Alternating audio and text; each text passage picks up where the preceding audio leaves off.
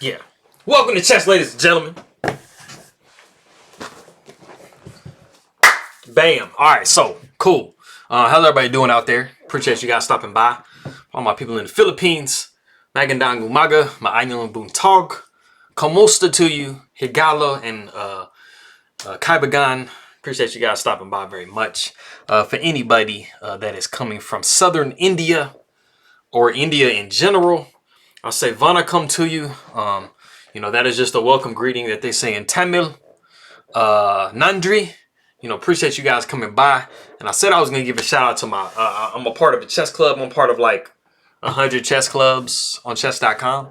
But the one I'm only really ever active in is the one called Tamil Square. I just been kind of active in that one for a couple of months now. But I told him I'd give him a shout out. So shout out to you. Rameshbabu Praggnanandhaa. It's crazy when you look at the name. I mean, look at the name. Look down there. Like, look how long it is. I can't even fit it. Like, if I tried to, like, reduce the size so it could fit and not take over the picture, you couldn't even see it. Anyway, Rameshbabu Praggnanandhaa is how you pronounce his name. I literally just learned how to do that right now because just from first glance, you don't just look at it and be like, yeah, just pronounce it. But anyway, he is from Chennai, and that is in southern India. It's the southernmost tip of India before you get into Sri Lanka, which is the island that's off of the coast of India. And so they speak Tamil there. Anyway, let me see what else I got. English. All right, so I covered everything. So this is round 3 from the New in Chess Classic Chess Tournament. This is actually a pretty good game. Wesley, he's struggling a little bit, in this particular tournament. He's not quite on the form that you would expect for him to be. So we'll see what he's looking like in this game. So if you guys are ready, let's go ahead and take a look, see what we got. All right, so we got d4, knight to f6. So, starting off with the Indian. So now we have a c4, g6, knight to c3. We have d5. So this is the Grunfeld. You have many different ways you can play. Personally, the way I'll play will be, knight to f3.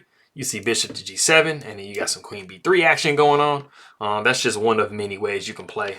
You can also do what they did in the game, which was pawn takes d5, which is the Grunfeld exchange.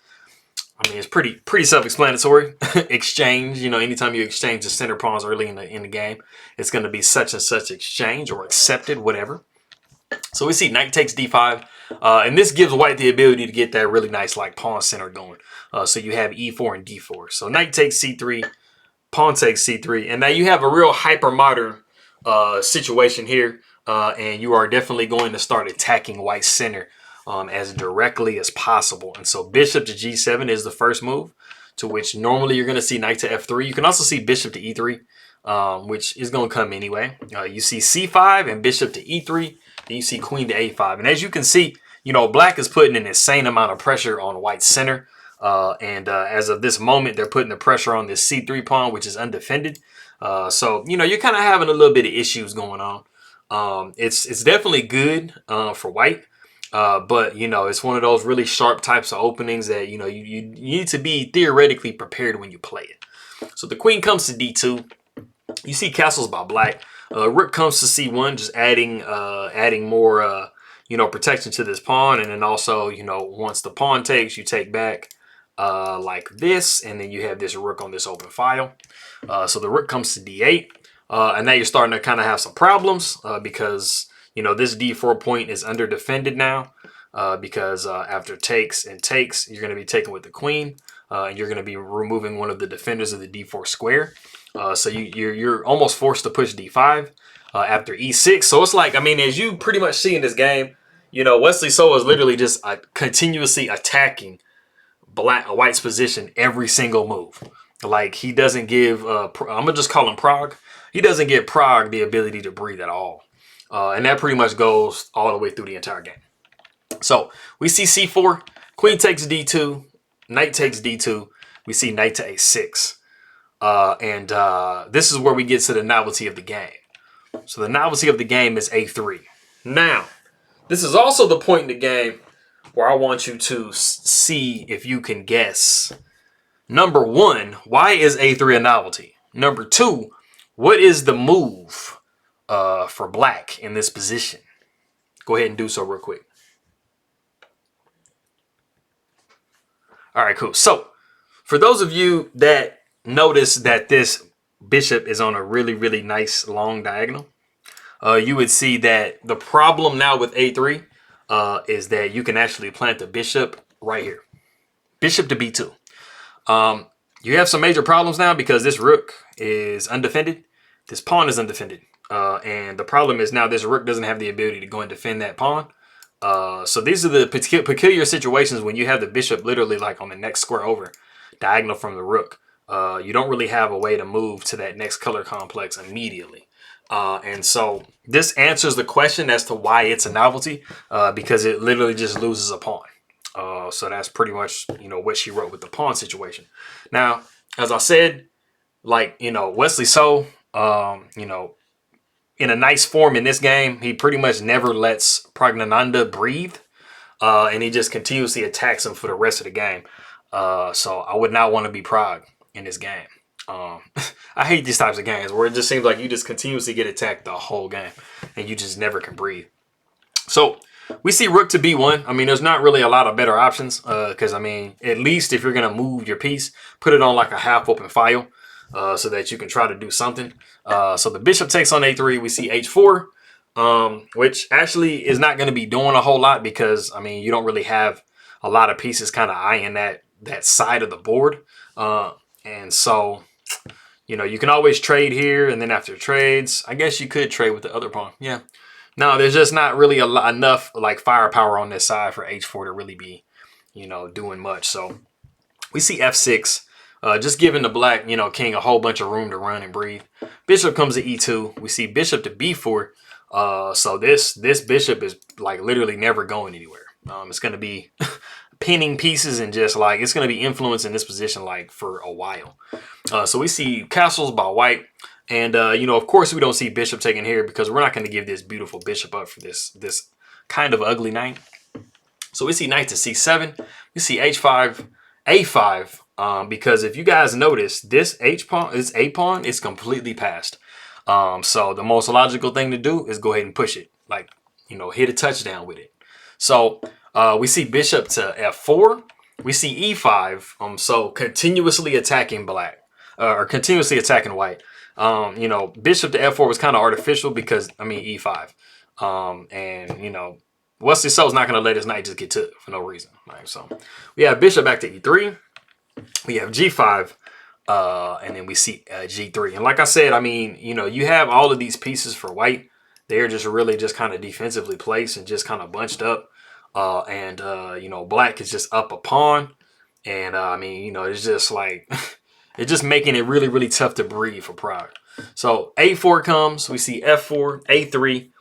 Pawn takes e5. And we see a2. We're not even worried about taking the pawn back here. We're going to go ahead and just hit this rook. And so now you have a rook on a1.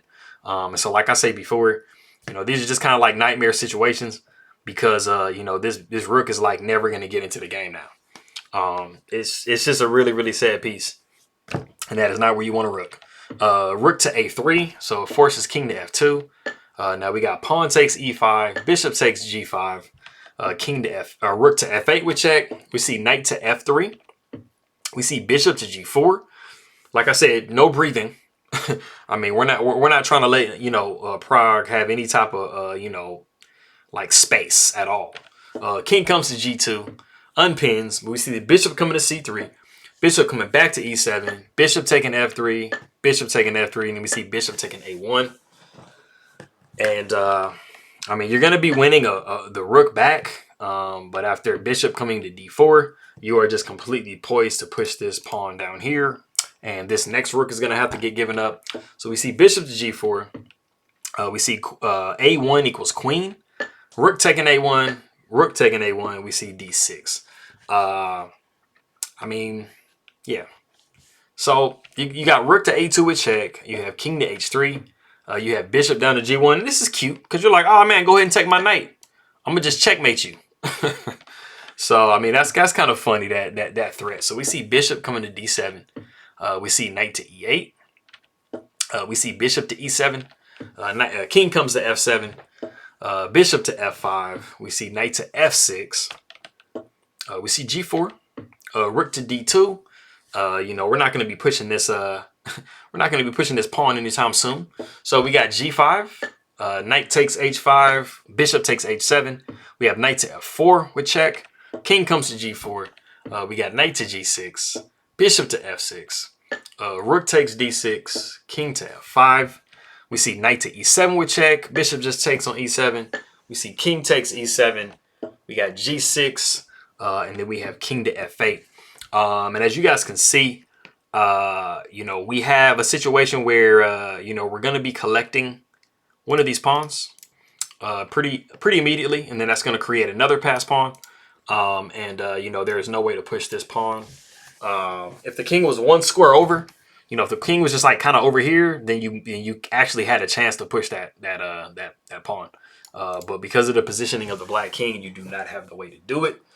So it is in this position that Praggnanandhaa resigns the game, and Wesley So gets his first win of the tournament. So I was happy to see that, because you know it's not usual for him to just lose 2 straight when he starts off a tournament. He hasn't done it pretty much like almost ever. I mean, you know, so I don't know, maybe he didn't get a lot of sleep or something, but he's definitely not fully there at the moment. So hopefully he steps back up and does some good chess tomorrow. So that is that game. I appreciate you guys very much. Nandri and Maraming Salamat Po, Aking Magay Kaibagan. Appreciate you guys stopping by, and I will see you guys next time. All right.